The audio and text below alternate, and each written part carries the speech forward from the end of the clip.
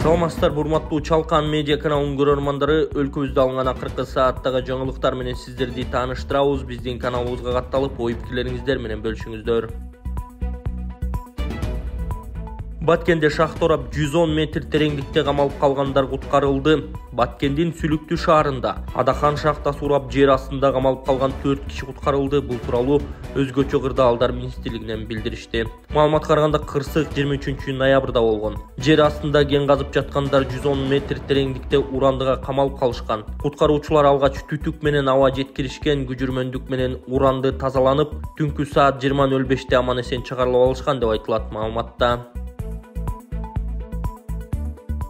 Москва шаарында жашап жана эмгектенесизби? Медициналык кызматтар керек, бирок алар сизге кымбат жана сапатсыз сезилет. Умбем клиникалар тармагы сиздерге өз кызматтарын сунуштайт. Бүгүнкү күндүн талабына жооп берген заманбап жабдыктар менен кесипкөй дарыгерлер сиздерди күтөт.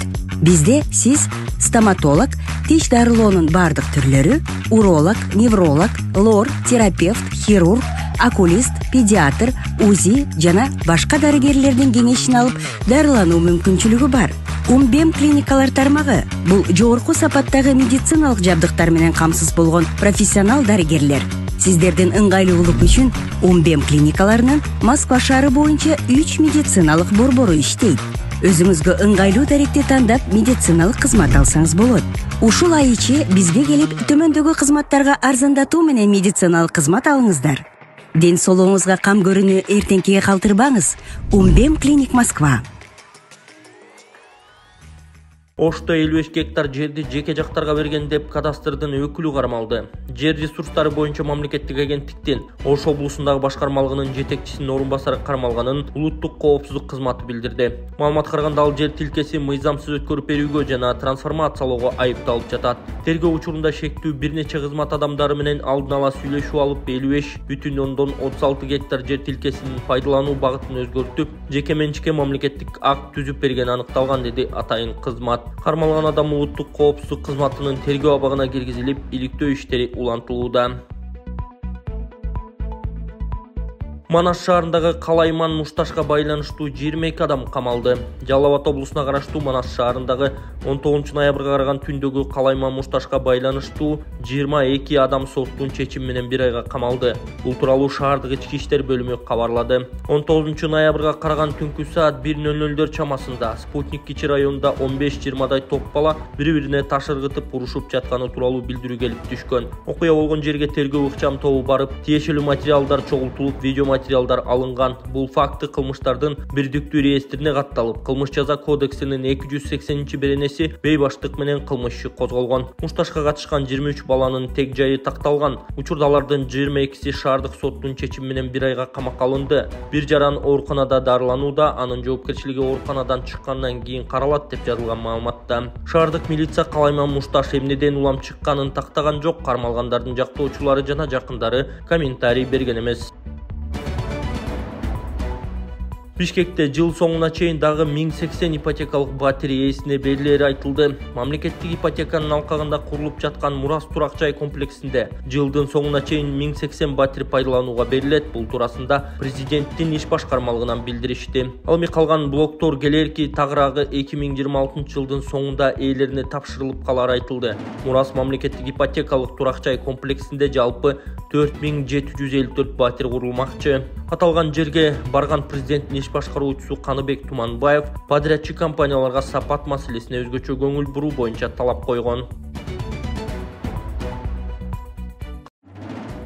Кумтөрдүн токмоктогу заводу дөңгөлөктөрдү акы төлөп жок кылууга лицензия алды. Кумтөр Голд компания жабык акционердик коомунун филиалы Чүй облусунун Токмок шаарындагы дөңгөлөктөрдү кайра иштетүү заводу калдыктарды жок кылууга, кайра иштетүүгө расмий лицензия алды. Кыргыз Республикасынын жаратылыш ресурстары, экология жана техникалык көзөмөл министрлиги тарабынан берилген бул лицензия эскирген унаа дөңгөлөктөрүн жок кылуу үчүн акы төлөнүүчү кызматтарды көрсөтүүгө мүмкүндүк берет. Дөңгөлөк таштандыларын жок кылуу боюнча заводдун бул кызматтары өнөр жай жана тоо кен ишканалары, транспорттук компаниялар үчүн абдан чоң мааниге ээ. Анткени эскирген дөңгөлөктөрдү жок кылуу дүйнө жүзүндө, анын ичинде Кыргызстанда да өтө чоң экологиялык көйгөйгө айланган. Бул багытта завод менен болгон кызматташтык чет жактан дөңгөлөктөрдү импорттоочуларга да чоң пайдасын тийгизип, утилизациялык төлөмдү үнөмдөөгө жардам берет. Маалымат үчүн, завод жылына 10 000 тоннага чейин дөңгөлөктөрдү кайра иштете алат. Ал ар кандай типтеги жана өлчөмдөгү, анын ичинде оор карьердик, курулуш жана айыл чарба техникаларынын чоң габариттүү дөңгөлөктөрүн да утилдештирүүгө кабыл алат. Учурда заводдо кайра иштетүүчү жана калыбына келтирүүчү 2 цех иштейт. Калыбына келтирүүгө мүмкүн болгон дөңгөлөктөрдөн резина күкүмү алынат. Бул резина буюмдары, балдар жана спорттук аянтчалар үчүн резина төшөлмөлөрү, травматикалык коопсуз жабдууларды жасоо үчүн колдонулат. Экинчи цехте калыбына келтирилген чоң габариттүү дөңгөлөктөр учурда Caterpillar 789S үлгүсүндөгү чоң жүк ташуучу самосвалдарга орнотулуп, кум төргөн жайында сыноодон өтүүдө. Мен көйгөйлөрдүн көбүн билем. Мен өз тажрыйбамды топтодум бүгүнкү күндө.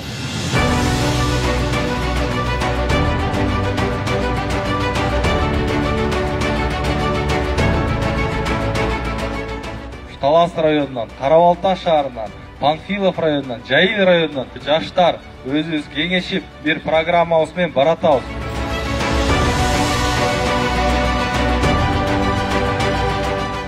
Кыргыздын баары эле өстүн кулун. Бирок ошо иштеп берери керек. Барсын добуш берелик. Айламайын. Ак жолуң ачылсын. Улукбек, элиңе кызмат кыл. Элдин кулу бол ар дайым.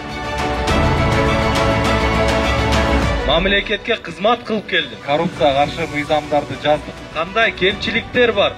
Мен муну түз билем. Туура талапкерге добушуңуздарды бериңиздер. Президентибиз мыйзамды билген, мамлекеттин өнүгүүсү салым кошо турган адамдар келсин деген талапты коюп атат. Биз улуктан ошону күтөбүз. Элим кызмат кылат жаштардан болду, Ак жол берсин. Номер 6. Узакбаев Улукбек. Сөзгө да, ишке да бек. Кыргызстан коңшу өлкөлөр менен суу электр кубатын берүү боюнча макулдашты. Кыргызстандын, Казакстандын жана Өзбекстандын энергетика министрлери сууну электр кубатын бири-бирине берүү, жеткирүү боюнча протоколго кол койду. Бул туурасында энергетика министрлигинен кабарлашты. Документте Кыргызстанга канча электр кубаты бериле тургандыгы жана жайында Казакстан менен Өзбекстандын суу менен камсыздалышы каралган. Бул мурдагы макулдашуулардын жаңыланган түрү. Ошондой эле өлкөлөр аймактагы электр энергиясынын керектөөнү азайтуу боюнча биргелешкен чараларды көрүү боюнча макулдашты. Эми өзбек тарап транзит жана энергетикалык системаны тереңдештирүү үчүн техникалык шарттарды камсыздоого даяр экенин билдирген. Саламаттык сактоо министри алкоголду саат 22:00дөн 10:00га чейин сатууга тыюу салууну сунуштады. Саламаттыкты сактоо министри Эркин Чечейбаев Кыргызстанда алкоголдук ичимдиктерди саат 22:00дөн 10:00га чейин сатууга, 22:00дөн 10:00га чейин сатууга тыюу салууну жана алкоголь менен тамеки сатуу тартибин катаалдаштырууну сунуштады. Анын айтымында түнкү убакта алкоголдук мас абалында жасалган кылмыштар жана окуялар көп катталат. Кылмыштардын басымдуу бөлүгү үй бүлөлүк зомбулук, жол кырсыктары, көчөдөгү мушташтар, хулигандык ушул убакта болот. Анын ичинде алкоголдук мас абалында жасалат. Азыр алкоголду 24/7 сатып алса болот. Түн ичинде алкоголду ресторандарда гана жана өтө кымбат баада сатууга уруксат берген норманы киргизсе болот, деди министр. Эркин Чечейбаев спирттик ичимдиктер менен тамекини сатууга мүмкүн болгон жерлердин санын кыскартууга чакырды. Анын айтымында аларды азык-түлүк дүкөндөрүндө жана кичи магазиндерде сатууга тыюу салуу керек.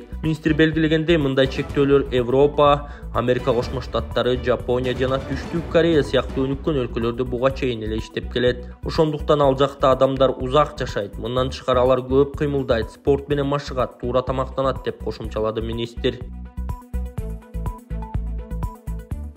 Урматтуу кыргыз элим, чет өлкөгө операцияга чыгам. Жакында $15,000 керек болот. Алла ыраазычылыгы үчүн жардам берип коюңуздар. Балдарым үчүн жашап келем. Ошондой эле кызык калбады. Акыркы күндөрү ушу балдарым эле жашап калдым дегендир. Менден карыз эмессиздер. Алла ыраазычылыгы үчүн жардам берип коюңуздар. Балдарым үчүн чыгуудан, айласынан интернетке жардам сурап, Мбанк Алина деп чыгат, Сбербанк Замира деп чыгат. Айла кетип жардам сурап чыгуудан сиздерден сураныч.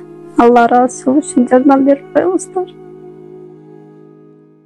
Шайлоочулардын акыркы тизмеси жарыяланды. 4,2 миллиондон ашуун жаран добуш бере алат. Борбордук шайлоо комиссиясы ушул жылдын 30 ноябрында өтө турган мөөнөттөн мурда парламенттик шайлоого катыша турган шайлоочулардын акыркы тизмесин жарыялады. Маалыматтар мамлекеттик тизме порталына жайгаштырылган. 25 ноябрга чейин бул тизмелер өлкө боюнча 2492 шайлоо участкасына кагаз түрүндө илинет. Контролдук тизмеде 4,294,243 шайлоочу бар. Алардын ичинен эркектер 48%, аялдар 51%. Жаш курактык түзүлүшү 18 жаш 2%, 19дан 35 жаш 39%, 36дан 45 жаш 21%, 46дан 55 жаш 15%, 56дан 65 жашка чейин 12%, 66 жаштан жогору 8,80%. Борбордук шайлоо комиссиясы шайлоочуларга өздөрүнүн тизмеден текшере алышаарын эске салды.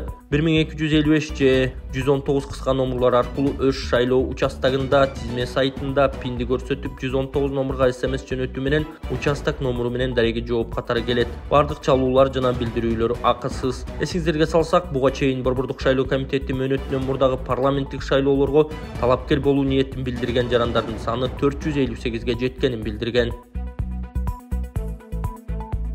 Баңгизат сатууга шектүүнүн үйүнөн кызык арсенал табылды. Чүй облусунун Москва районундагы Садовой айылында баңгизат жана курал-жарак сатууга шектелген адам кармалды. Бул тууралуу Чүй милициясынын басма сөз кызматы маалымдады. 13 ноябрда Москва райондук ички иштер башкы башкарма алгынасы Садовой айылынын тургуну Кайман ат менен белгилүү болгон эркек киши баңгизат колдонуп, үйүндө наркотика жана курал-жарак сактап жатат деген маалымат түшкөн. Окуя боюнча 59 жаштагы жаран кармалып, анын үйүндө тинтүү жүргүзүлдү. Натыйжада 2 пакетке салынган кара куурай жыттанган күрөң зат, баңгизат таратууга арналган колго жасалган түтүкчө, пластик бутулка, колго жасалган тапанча, мылтыктын абрези, граната, 8 октуарылар, 1 патрон, 1 гильза, коробкадагы порох жана 2 бычак табылып, далил катары алынды. Фактылар боюнча Кыргыз Республикасынын кылмыш жаза кодексинин баңгизаттарды мыйзамсыз даярдоо, сатуу максатында эмес жана курал-жаракты жана октуарларды мыйзамсыз жүгүртүү беренелери менен кылмыш иштер козголгон. Бишкекте эртең айрым үйлөр, мектептер, бала бакчалар жана социалдык объектилер суусуз калат. Бишкектин бир бөлүгү ичүүчү суусуз калат деп билдирди Бишкек водоканалдан. Эртең 25 ноябрда саат 9:00дөн 17:00га чейин Баялинов көчөсү, Лагвиненко, Донской, Орозбеков көчөсү жана Жөөк жолу проспектиси чектеген аймактагы турак жайларда, мектептерде, бала бакчаларда, мет жайларда жана бир катар социалдык объектилерде суу болбойт. Суунун өчүлүшүнө себеп Лагвиненко көчөсүндөгү диаметри 100 мм болгон суу түтүгүндөгү авариялык оңдоо иштери. Бишкек водоканал жаралган ыңгайсыздыктар үчүн кечирим сурап, шаар тургундарын алдын ала таза суу запасын даярдап алууга чакырат. Кытай, Кыргызстан, Өзбекстан темир жолун куруу долбоору 3 өлкөнүн өкүлдөрү жолукту. Кытай, Кыргызстан, Өзбекстан темир жолун куруу долбооруна байланыштуу 3 өлкөнүн өкүлдөрү Жалал-Абад облусунда 22 ноябрда жолукту. Бул тууралуу Жалал-Абад облусунда 22 ноябрда жолукту. Бул тууралуу Кыргызстандын транспорт жана коммуникация министрлиги кабарлады. Жолугушууга Өзбекстандын транспорт министри Илхом Махмамов жана Кытайдын атайын өкүлдөрү катышты. Министр Абсаттар Сыргабаев долбоор белгиленген мөөнөттө аякташы керектигин белгилеп, курулуш иштерин тездетүү үчүн Кыргызстан баардык зарыл жардамды көрсөтүүгө даяр экенин билдирген. Учурда тоннелдерди казуу, убактылуу инфраструктураны куруу, уюштуруучулук жана административдик иштер жүрүп жатат деп жазылган маалыматта. Бул темир жолдун курулушу былтыр жыл аягына чейин расмий башталган. Бишкекте Кытай, Кыргызстан, Өзбекстан темир жол ишканасы түзүлгөн. Анын негиздөөчүлөрү Кытайдын China Railway International компаниясы, Кыргызстандын Кыргыз темир жолу мамлекеттик ишканасы жана Өзбекстандын Өзбекстан темир жоллары акционердик коому. Бул ишкана темир жолду куруу үчүн биргелешкен долбоорлоочу компания болот. Кошкон каражатына жараша компанияда Кытайдын үлүшү 51% болот. Калганы Кыргызстан менен Өзбекстанга тең бөлүнүп, ар бирине 24,5%дан тиет. 2024-жылы июнда Бейжинде долбоорду биргелешип илгерилетүү боюнча үч өлкөнүн ортосундагы кезектүү макулдашууга кол коюлуп, каржылоо маселеси чечилген. Долбоордун наркы 4 миллиард 665 миллион доллар деп көрсөтүлгөн. Мунун жарымын 2 миллиард 332 миллион долларды Кытай үч өлкө түзгөн БДКга насыя катары берет. Кыргыз өкмөтү курулуштун уставдык капиталына 11 миллиард сом бөлөт. Бул тууралуу Финансы министрлиги жарыялаган 2023-жылга мамлекеттик бюджеттин долбоорунда жазылган. Темир жолдун курулушуна 20 миңден ашык адам жумушка тартылат. Темир жол Кашкар, Торгарт, Макмал, Жалал-Абад, Анжиян багытында түшөт. Узундугу жалпы 480 чакырымды түссө 311 чакырымы Кыргызстандын аймагынан өтөт. Кыргыз жергесинде 18 бекет, 81 көпүрө, 41 тоннель курулат. Темир жолдун 40% тоннелдерден жана көпүрөлөрдөн турат. Макмалдын эки жагындагы коллея эки башка өлчөмдө курулуп, ал жерге жүктү кайра жүктөөчү станция салынат. Расмий маалыматка ылайык, Кыргыз темир жолу жүк ташуучу да, жүргүнчү ташуучу да милдетти аткара алат.